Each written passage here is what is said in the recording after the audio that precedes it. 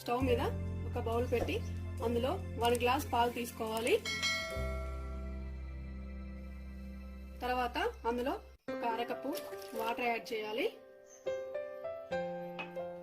అందులో దంచిన అల్లం,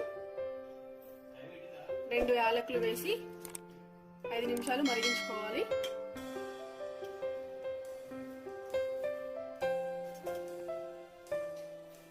తర్వాత 1 tablespoon tea powder,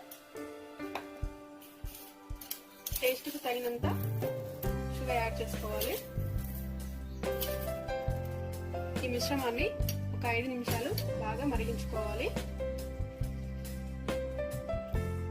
friends, అల్లం యాలకుల టీ రెడీ అయింది. ఫ్రెండ్స్, మీకు ఈ వీడియో నచ్చినట్లయితే లైక్ చేసి కమెంట్ రాయండి. Thank you for watching.